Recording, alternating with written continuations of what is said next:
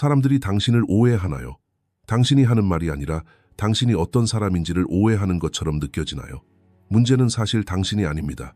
융이 페르소나라고 부르는 심리적 가면은 종종 우리의 얼굴이 아니라 타인의 인식 속에 존재합니다. 흥미로운 점은 당신이 자신의 가면을 알아보지 못한다면 당신을 안다고 생각하는 사람들은 사실 자신이 투사하는 그림자에 대해 이야기하고 있을 뿐이라는 것입니다. 융이 페르소나라고 부르는 이 보이지 않는 구조는 사람이 태어나는 순간부터 자신을 보호하고 사회에 적응하기 위해 형성되는 가면입니다. 하지만 이 가면이 어떻게 형성되는지 이해하려면 먼저 사회적 존재가 되어야 한다는 필요성을 이해해야 합니다. 아기는 태어난 날부터 주변의 얼굴에 반응합니다. 엄마가 웃으면 아기도 웃고 아빠가 찡그리면 아기는 침묵합니다. 이러한 초기 반응조차도 페르소나의 뿌리를 형성합니다. 모든 행동은 피드백을 받고 이 피드백은 시간이 지남에 따라 사회적 상황에서 어떻게 보여야 하는지를 결정하기 때문입니다. 사람이 성장함에 따라 기대치는 증가합니다.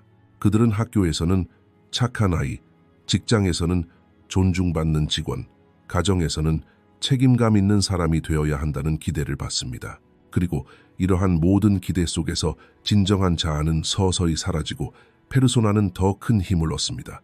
융에 따르면 페르소나의 주된 기능은 개인을 보호하는 것입니다. 모든 사람 앞에서 우리의 가장 취약한 모습을 드러내는 것은 불가능합니다. 사회에 직면했을 때 페르소나는 자신의 모든 약점, 두려움, 그리고 무의식적인 갈등을 안전하게 감추기 위해 이러한 가면이 필요합니다.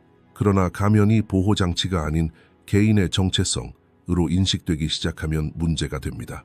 사람은 외부에서 받는 관심, 인정, 그리고 칭찬에 너무 익숙해져서 시간이 지남에 따라 나는 누구인가? 라는 질문보다 나는 어떻게 보여야 하는가? 라는 질문이 더 이상 중요하지 않게 됩니다. 결국 페르소나는 사회적 도구가 아니라 그 사람이 스스로에게서조차 소외감을 느끼는 역할이 됩니다. 인간관계에서 오해의 기초가 시작되는 곳이 바로 여기입니다.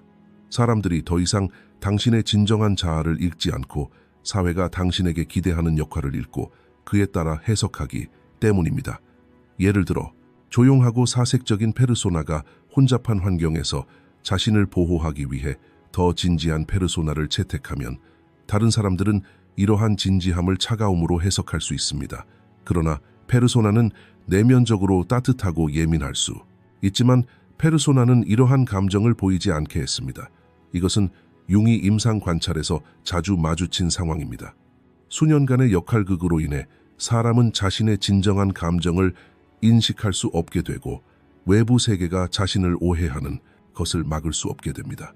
페르소나는 사회 질서에 필수적이지만 그 위험은 개인이 자신의 내면적 현실을 잊을 정도로 강력해질 수 있다는 것입니다. 게다가 사람들이 페르소나를 통해 당신을 이해하기 시작하면 그들은 당신이 누구인지가 아니라 당신이 주는 인상을 해석합니다. 따라서 누군가가 당신을 멀다, 수줍다, 차갑다, 감정이 없다 와 같은 형용사로 묘사할 때 이러한 형용사는 종종 페르소나가 만들어낸 한정된 이미지에서 비롯됩니다. 그러나 진정한 자아는 이러한 묘사 너머 외부 세계에서는 볼 수 없는 깊은 곳에 숨겨져 있습니다. 융이 말했듯이 페르소나는 사람이 사회에 보여주는 창문이지만 아무도 창문 뒤의 공간을 보지 못한다. 자아는 사회생활에서 안정감을 유지하기 위해 이 창문을 신중하게 관리하며 어떤 감정을 드러내고 어떤 감정을 숨길지 결정합니다. 이러한 선택적 과정이 오해의 상당 부분을 설명하는 메커니즘입니다. 사람들은 상대방이 보여주는 허울을 현실로 착각하고 그 뒤에 숨겨진 거대한 무의식을 보지 못합니다. 따라서 사람들이 당신을 오해할 때 그들은 종종 당신의 가면이 말하는 것을 듣지 당신이 누구인지는 듣지 못합니다. 이쯤에서 간단한 질문을 하나 드리겠습니다. 일상생활에서 보는 페르소나와 당신이 인식하는 당신 자신 사이에 차이가 있다고 생각하십니까? 이러한 차이가 처음 나타났을 때의 경험을 댓글로 공유해 주세요. 많은 사람들이 이러한 내면의 차이를 인지하지 못하고 있으며 이를 인식하는 것만으로도 변화를 향한 첫걸음이 됩니다. 페르소나의 탄생은 바로 이러한 차이의 씨앗을 뿌립니다. 사람들은 생존을 위해 방패를 들지만 시간이 지남에 따라 그 뒤에 숨은 자신이 누구인지 잊어버릴 수 있습니다. 하지만 가면이 어떻게 형성되는지 인식하는 것이 가면을 의식적인 도구로 변화시키는 첫걸음입니다. 이렇게 하면 페르소나가 당신을 지배하는 것이 아니라 당신이 페르소나를 지배하게 됩니다. 사회에서 당신이 하는 역할과 내면의 지닌 진실 사이에 건강한 균형을 이룰 수 있습니다. 사람들이 당신을 오해하는 이유를 이해하려면 단순히 당신의 말에 집중하는 것만으로는 충분하지 않습니다. 사실 오해의 근원은 사람의 내면 세계, 직관의 기능, 그리고 융이 그림자라고 부르는 무의식 영역에 형성된 지각 메커니즘에 있습니다. 누군가가 당신의 말을 들을 때 듣는 것은 항상 당신의 말만은 아닙니다. 그것은 종종 자신의 과거 경험, 억압된 감정, 해결되지 않은 갈등, 그리고 무의식적인 기대를 통해 걸러진 반영입니다. 융은 이를 투사라고 설명합니다. 사람들은 자신에게는 받아들일 수 없는 자질을 타인에게서 보는 경향이 있습니다. 따라서 누군가가 당신을 냉담하다, 상처를 준다, 공격적이다, 차갑다라고 묘사할 때 이러한 묘사는 종종 당신 자신의 행동이 아니라 그들 자신의 그림자의 흔적입니다. 그림자는 무의식적인 어둠이 아니라 억압된 감정, 두려움, 그리고 거부된 자아의 부분들이 저장된 내부 저장소입니다. 사람들은 이러한 내용을 의식적으로 인식하지 못하기 때문에 그림자는 타인을 통해 가장 쉽게 표현됩니다. 따라서 상대방이 당신에 대해 의견을 형성할 때 그들은 당신이 누구인지 보는 것이 아니라 자신의 그림자 속에 숨겨진 것을 봅니다. 바로 이 부분에서 오해가 발생합니다. 상대방은 당신에게 반응하는 것이 아니라 당신에 대한 자신의 무의식적인 이미지에 반응하는 것입니다. 융의 임상 기록은 이러한 사례들을 수없이 많이 보여줍니다. 어린 시절 권위적인 인물과 어려운 관계를 경험한 사람은 성인이 되어 만나는 단호하거나 차분한 사람을 위협, 차가움 또는 우월감으로 해석할 수 있습니다. 그러나 상대방은 그러한 의도가 없습니다. 그들은 단지 자신의 성격을 자연스럽게 표현하고 있을 뿐입니다. 그러나 인식은 객관적이지 않습니다. 무의식의 영향으로 끊임없이 변화합니다. 따라서 누군가 당신을 오해할 때 그것은 종종 당신의 잘못 때문이 아니라 그들의 마음속에 지각적 단절이 있기 때문입니다. 직관 또한 이 과정에서 중요한 부분입니다. 직관력이 뛰어난 사람은 타인의 감정적 분위기를 빠르게 인지하지만 이러한 능력은 타인의 마음속에 혼란을 야기할 수 있습니다. 직관적인 사람은 아직 언급되지 않은 것을 감지하고 긴장감을 일찍 감지하며 말이 형성되기 전에 의도를 감지하기 때문입니다. 이는 주변 사람들이 오해하기 쉬운 분위기를 조성합니다. 직관적인 사람의 행동은 종종 합리적 정당화가 아닌 내적 지각에 의해 형성되기 때문입니다. 이러한 행동은 외부의 관점에서는 이해하기 어렵고 심지어 위협적으로 보일 수 있습니다. 예를 들어 직관적인 사람이 잠재적으로 해로울 수 있는 관계를 너무 일찍 인식하여 물러선다면 상대방은 이를 차가움, 거만함 또는 거리두기로 해석할 수 있습니다. 하지만 이는 단순히 무의식적인 정보를 읽고 있는 것입니다. 이는 가장 흔한 심리적 오해 메커니즘 중 하나입니다. 지각과 직관의 수준은 모든 사람에게 동일하지 않으며 사람들은 자신의 수준보다 높거나 낮은 것을 정확하게 해석할 수 없습니다. 융이 지각의 차이라고 부르는 이러한 차이는 대인관계 소통에 큰 균열을 일으킵니다. 사회적 고정관념 또한 작용합니다. 모든 사회에는 이상적인 행동 양식이 있으며 이 양식에서 벗어나는 사람은 자동적으로 오해를 받습니다. 예를 들어 감정을 숨기는 사람은 문제가 있는 사람으로, 지나치게 수다스러운 사람은 진심이 없는 사람으로, 너무 차분한 사람은 무관심한 사람으로 여겨집니다. 이러한 꼬리표는 대부분 개인에게 부과되는 것이 아니라 사회적 기대에 의해 부여됩니다. 그러나 인간은 이러한 기대에서 자유롭지 않습니다. 모든 사람은 무의식적으로 자신이 속한 문화의 그림자를 지니고 있습니다. 따라서 오해는 개인 간뿐만 아니라 사회와 개인 간에도 발생하는 인식 갈등으로 이어집니다. 이러한 모든 메커니즘을 종합해보면 오해는 실제로 매우 복잡한 정신역동적 과정이라는 것이 분명해집니다. 그림자 투사, 문화적 패턴, 직관적 차이, 그리고 자아상이 뒤엉켜 결국 어느 쪽도 진실을 진정으로 볼 수 없게 됩니다. 이 이야기가 공감된다면 사람들이 나를 가장 많이 오해하는 것은 무엇인가? 라는 질문에 대한 댓글로 진심 어린 답변을 남겨주세요. 자신의 그림자를 인식하는 순간 다른 사람의 그림자도 더욱 명확하게 구분할 수 있게 되기 때문입니다. 정의에 따르면 이러한 인식은 오해의 어두운 속살을 천천히 밝혀주는 첫 번째 빛입니다. 페르소나는 사회에서 살아남기 위해 개인이 만들어낸 보호막입니다. 그러나 융이 경고한 가장 큰 위험은 이 막이 점차 자신의 진정한 정체성을 대체하기 시작한다는 것입니다. 사람이 자신의 페르소나와 동일시할 때, 즉 외부 세계에 보이는 자신의 역할을 내면해 정체성보다 우선시할 때, 정신적 차원에서 정체성의 붕괴가 일어납니다. 이러한 붕괴는 조용하고 느리게 진행되며 종종 스스로 깨달을 때는 이미 너무 늦습니다. 처음에는 페르소나가 사회의 기대에 부응하는 얇은 가면일 뿐이지만 시간이 지남에 따라 그 안에 있는 사람은 이것이 바로 나다라고 믿는 껍질이 됩니다. 역할을 오랫동안 맡을수록 그 역할은 더욱 무거워집니다. 이러한 무거움은 내면의 단절을 보여주는 첫 번째 신호입니다. 겉으로는 강하고 차분하며 조화롭고 절제된 것처럼 보이지만 내면에는 점점 더 많은 피로감, 탈진감, 그리고 의미 상실감이 누적됩니다. 융은 임상 관찰을 통해 사람들을 자주 만났습니다. 얼굴은 웃고 있지만 영혼은 어두워진 사람들이죠. 그들은 사회가 보여주려는 페르소나에 너무 집착하여 자신의 진정한 감정을 알아차리지 못합니다. 사람의 자아 상실은 바로 이러한 과정입니다. 그들은 자신이 진정으로 느끼는 것과 행동하는 것, 그리고 어떤 행동이 진실이고 어떤 행동이 사회적 기대에 의한 것인지 구별할 수 없게 됩니다. 이러한 불확실성은 정체성 해리의 핵심입니다. 융은 정체성 해리를 정신의 가장 깊은 균열 중 하나로 묘사합니다. 자아감이 붕괴되면 사람은 더 이상 자신과 조화를 이루지 못하고 그들의 행동은 외부 세계의 지배를 받는 그림자가 됩니다. 내면의 단절이 심화될수록 인간의 마음은 존재하기 위해 더 많은 가면을 필요로 합니다. 따라서 페르소나는 커지고 자아는 위축됩니다. 시간이 지남에 따라 이러한 균형의 붕괴는 정신에 파괴적인 압력을 가합니다. 사람은 더 이상 자신의 삶을 살지 않고 다른 사람들이 보고 싶어 하는 삶을 삽니다. 이러한 존재 상태는 상당한 소외감을 초월합니다. 거울을 들여다보면 알아볼 수 없는 얼굴을 마주하게 됩니다. 내면의 목소리를 들을 때 마치 낯선 사람의 속삭임을 듣는 듯한 느낌을 받습니다. 이러한 감정의 가장 위험한 측면은 종종 자책입니다. 나는 왜 이럴까? 왜 행복하지 않을까? 왜 인위적인 느낌이 드는 걸까? 와 같은 질문들이 마음을 갉아먹습니다. 하지만 문제는 그 사람이 아니라 가면이 그 사람에게 가하는 압력입니다. 융은 이 과정에서 그림자 또한 작용한다고 설명합니다. 억압된 모든 감정, 모든 욕망, 모든 분노, 모든 원망이 그림자의 영역으로 밀려납니다. 그림자가 클수록 페르소나를 유지하는 데 필요한 에너지도 커집니다. 이러한 에너지 소모가 정신적 피로의 근본 원인입니다.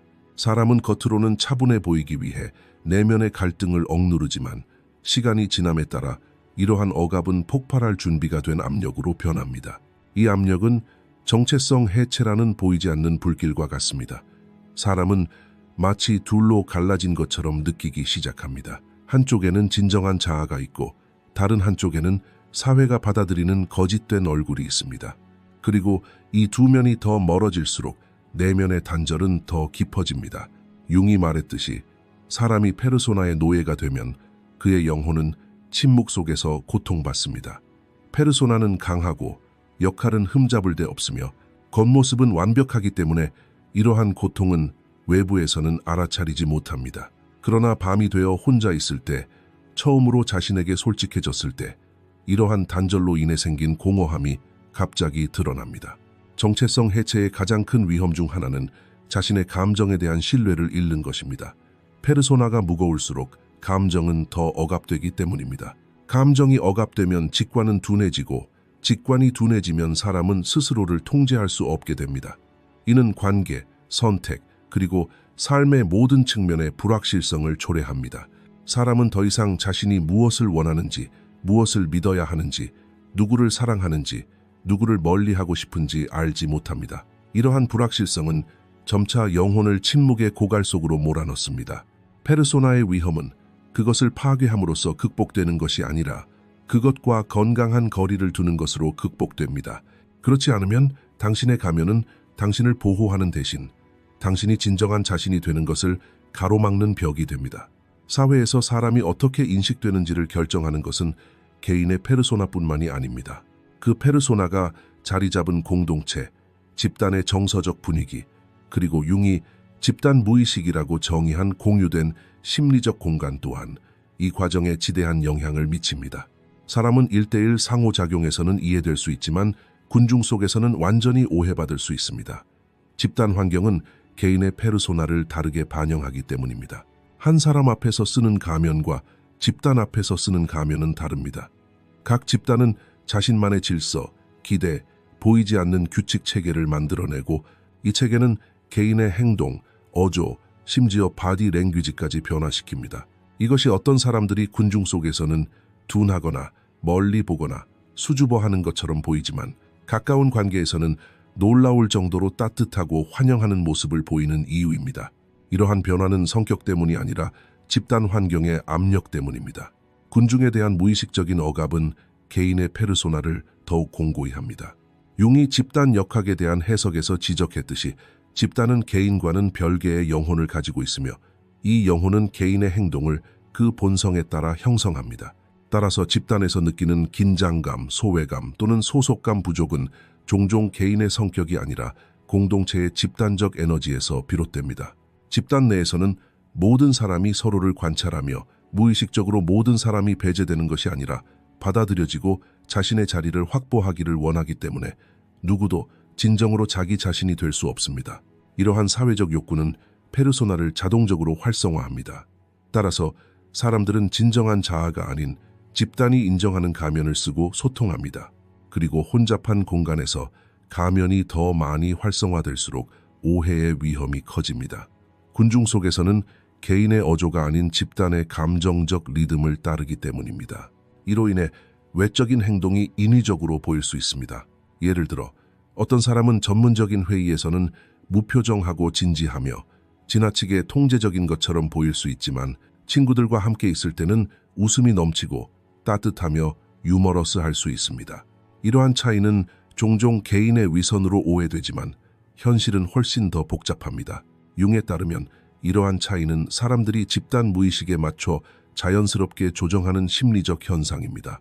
집단 무의식은 보이지 않는 자기장처럼 작용하여 집단 내 각 개인의 행동을 특정한 패턴으로 형성합니다. 집단의 역사, 두려움, 가치관, 그리고 기대가 이 자기장의 구조를 형성합니다.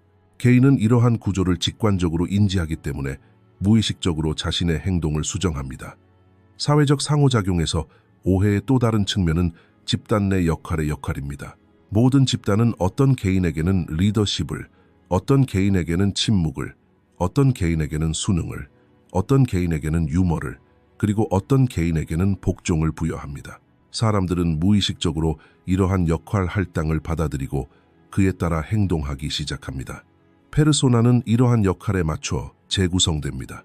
따라서 어떤 사람은 한 집단에서는 리더 역할을 하면서 다른 집단에서는 완전히 침묵하고 배후에 있을 수 있습니다. 이 두 행동의 차이는 실제 성격의 변화가 아니라 집단 무의식의 압력에 적응하기 위한 페르소나의 재구성입니다. 외부 관찰자에게는 혼란스러울 수 있습니다. 따라서 오해는 개인에게만 국한되지 않습니다. 이는 집단이 지닌 심리적 그림자를 반영하는 것입니다. 집단은 무의식적으로 자신의 내면적 두려움이나 불안감을 한 개인에게 투사할 수 있으며 그 개인은 자신도 모르게 희생양이 됩니다.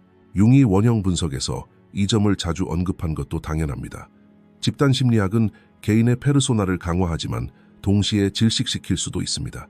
개인은 군중 속에 존재한다고 느끼는 대신 길을 잃은 듯한 느낌을 받기 시작합니다. 이러한 상실감은 내면적 단절의 사회적 버전입니다. 융에 따르면 개인이 집단 내에서 페르소나의 변화를 인식하면 집단 무의식에 가해지는 압력이 약해지고 집단 내에서 길을 잃지 않고 중심을 유지할 수 있습니다. 군중의 정신은 강력하지만 자기 인식은 더욱 강해질 수 있습니다.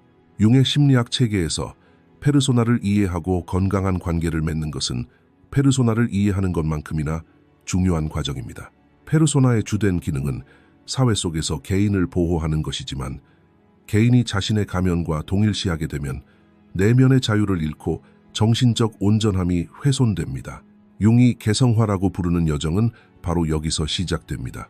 가면과 진정한 자아의 차이를 인식하고 그림자와 마주하며 내면을 재결합하여 완전한 온전함을 얻는 것입니다. 많은 사람들이 생각하는 것처럼 개성화는 자신을 찾는 것과 같은 피상적인 과정이 아닙니다. 오히려 자신의 가장 어두운 영역을 파헤치고 억압된 감정, 잊혀진 욕망, 거부된 자아의 일부를 인식하고 의식적으로 받아들이는 심오한 내면의 작업입니다. 융의 말을 빌리자면 빛을 찾는 자는 먼저 자신의 그림자를 인식해야 한다. 그림자를 인식하는 것은 자신과의 가장 솔직한 대면입니다. 페르소나와 그림자의 이러한 대조가 개성화의 원동력을 형성합니다. 페르소나는 사회가 바라는 것이고 그림자는 진정한 자아입니다. 사회에서 용납할 수 없다고 여겨지는 모든 감정, 모든 반응, 모든 취약성은 인정받기 위해 그림자 속으로 밀려납니다. 사람이 이러한 내용을 억압할수록 페르소나는 더욱 강화되지만 내면의 긴장은 계속해서 커집니다. 개성화 과정은 이 두 영역 사이의 벽을 의식적으로 얇게 만들고 그 사람이 자신과 더욱 친밀한 관계를 맺도록 하는 것을 목표로 합니다. 사람이 자신의 그림자를 인식할 때 페르소나에 사로잡혀 억압되었던 모든 감정이 해방되기 시작합니다. 그리하여 사람은 사회에서 어떤 역할을 하든 독립된, 더욱 진실되고 완전한 정체성을 갖게 됩니다. 이것이 내적 통합을 향한 첫걸음입니다. 융에 따르면 내적 통합은 심리적 치유일 뿐만 아니라 진화적 과제이기도 합니다. 사람이 자신을 인식하지 못하는 한 무의식적인 힘의 장난감이 되지만 자신을 인식할 때 삶에서 더욱 의식적인 행위자가 됩니다. 이는 개인적 차원과 집단적 차원 모두에서 변화를 가져옵니다. 개별화된 사람은 타인의 가면을 더 명확하게 보고 투사에 휘둘리지 않습니다. 이는 오해를 막고 관계를 더욱 투명하게 만들며 사회적 상호작용을 더욱 건강한 토대 위에 구축합니다. 내면 통합의 가장 강력한 효과 중 하나는 자신의 감정을 감당하는 법을 배우는 것입니다. 감정은 더 이상 억눌러야 할 위협이 아니라 읽어야 할 정보가 됩니다. 분노를 공격이 아닌 경계 위반으로 보고 원망을 약점이 아닌 사랑에 대한 욕구의 신호로 해석합니다. 개별화된 사람에게 감정은 짐이 아닌 안내자가 됩니다. 이 시점에서 융의 치료적 접근 방식에서 가장 중요한 개입 중 하나는 자신의 내면의 목소리를 분별하는 법을 배우는 것입니다. 페르소나의 목소리는 항상 조화, 수용, 질서를 요구하고 그림자의 목소리는 정직, 진실성, 용기를 요구합니다. 개별화된 사람은 이 두 목소리를 동시에 듣고 균형을 깨뜨리지 않고 발전합니다. 그들은 가면을 완전히 벗지 않습니다. 왜냐하면 가면 없이 사회에서 살아가는 것은 불가능하기 때문입니다. 하지만 가면 자체는 더 이상 그것을 통제하는 자가 아닙니다. 내면 통합의 또 다른 차원은 자신의 원형적 뿌리와 연결되는 것입니다. 융에게 인간은 단순히 개인적인 자아를 소유하는 것이 아니라 집단 무의식의 산물이기도 합니다. 내면의 여정에서 이러한 보편적인 이미지와 마주할 때 사람들은 자신의 개인적인 문제가 훨씬 더 큰 구조의 일부임을 깨닫습니다. 이러한 자각은 더 이상 자신의 짐만 지고 있는 것이 아니라 인류의 공유된 이야기 속에서 자신의 자리를 느끼기 때문에 심오한 해방감을 선사합니다. 이러한 자각은 페르소나가 가하는 압박감을 크게 줄여줍니다. 더 이상 사회를 위해 행동하지 않고 자신의 내면 중심의 힘으로 행동하게 됩니다. 융의 용어로 이 중심은 자기 SLF입니다. 자기와의 연결은 사람에게 가장 큰 내적 성취입니다. 이 연결은 침묵하는 내면의 안내자 역할을 하여가면 너머의 자신이 누구인지 일깨워주기 때문입니다. 개성화 과정에서 가장 어려운 부분은 자신에게 근본적으로 솔직해지는 것입니다. 융에 따르면 고통스럽더라도 자신의 현실을 받아들이지 않으면 어떤 변화도 불가능합니다. 따라서 개성화는 외부와의 싸움이 아니라 내면의 대결입니다.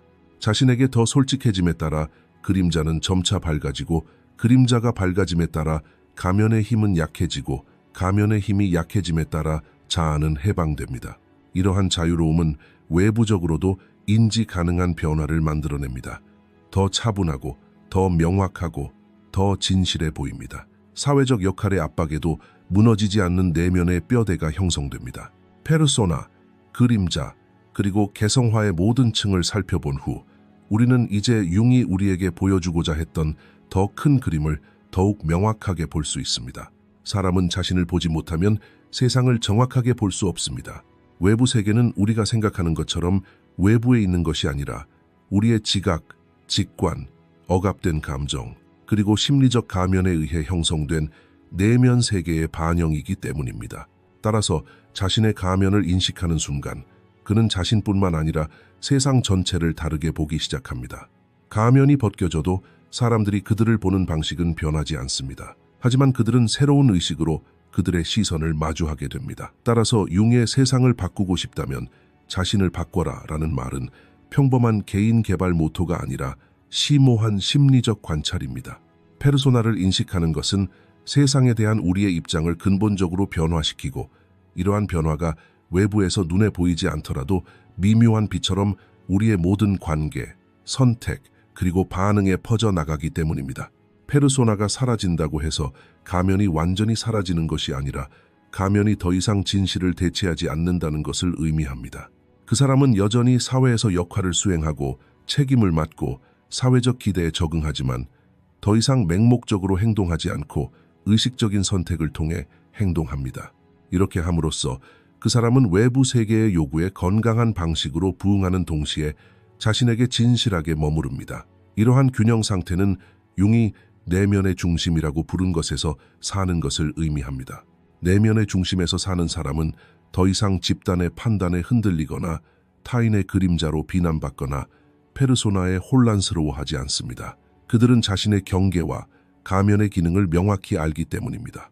그러한 사람은 세상을 더 명확한 눈으로 바라보고 오해를 받지 않으며 타인의 말을 개인적인 공격으로 받아들이지 않습니다. 모든 사람이 자신의 그림자 속에서 말한다는 것을 알기 때문입니다. 가면이 벗겨지면 관계가 변화합니다. 사람들은 더 이상 타인의 인정에 의해 형성되지 않기 때문에 더 진실되고 더 진실하며 더 균형 잡힌 유대감을 형성합니다. 그들이 나를 오해했나? 라는 불안감은 자신을 올바르게 이해하기 시작하면서 감소합니다. 자신을 이해하면 타인의 오해로 인한 영향이 크게 줄어듭니다. 내면의 유연성은 개성화의 가장 분명한 징후 중 하나입니다. 세상을 바꾸는 것은 내면의 유연성과 자신의 그림자에 보이는 솔직함입니다. 그림자가 인식되면 더 이상 위협이 되지 않고 의식적인 정보의 원천이 됩니다. 이는 결국 개인의 행동을 더 이해하기 쉽고 더 일관적이며 더 전체론적으로 만듭니다. 환경은 이러한 변화에 반응하고 이를 감지하며 따라서 관계에 더 깊은 이해와 더 강한 연결이 형성됩니다. 자신을 이해하면 타인을 위한 공간이 열리게 됩니다. 따라서 가면을 벗는 것은 개인적인 변화일 뿐만 아니라 집단적인 치유 과정이기도 합니다. 융의 집단 무의식 개념은 여기서 매우 중요합니다. 개인이 자신의 가면을 인식하는 순간 그 가면이 나타내는 문화적, 사회적 그림자를 풀어내기 시작합니다. 따라서 개인의 인식은 집단적인 변화를 향해 확장됩니다. 가면을 벗었을 때 세상이 변하는 것처럼 보이는 이유가 바로 여기에 있습니다. 사실 변하는 것은 세상이 아니라 세상을 마주하는 사람의 의식입니다. 타인의 페르소나가 아닌 본질을 바라보기 시작합니다. 이는 소통을 더욱 투명하고 정직하게 만듭니다. 보이는 것뿐만 아니라 보이지 않는 것까지 인식할 수 있는 지각을 갖게 되면서 오해는 줄어듭니다. 이러한 지각은 직관적 명확성을 제공합니다. 직관이 더욱 명확해짐에 따라 사람은 더 나은 결정을 내리고 건강하지 못한 관계에서 벗어나며 더 의미 있는 선택에 삶의 초점을 맞춥니다. 따라서 개성화 과정은 심리적 치유일 뿐만 아니라 삶의 모든 영역에 영향을 미치는 고양된 의식이기도 합니다. 칼 융의 가르침은 사람이 자신에게로 돌아갈 때 세상도 그에게로 돌아온다는 것을 보여줍니다. 가면 뒤에 숨은 자아가 드러날 때 삶의 모든 관계, 행동, 그리고 선택은 더욱 의미 있게 됩니다. 그리고 내면의 진실과 일치할 때 외부 세계의 폭풍은 더 이상 그를 쉽게 흔들지 못합니다. 가면이 벗겨질 때 사람은 자신과 세상을 진정으로 보기 시작하기 때문입니다. 이렇게 보는 상태가 바로 가장 큰 자유입니다. 이 영상은 이제 끝입니다. 더 많은 콘텐츠를 보시려면 저희 채널을 구독해주세요. 회비를 내고 싶으시면 가입 버튼을 클릭하여 회원이 되실 수 있습니다. 감사합니다.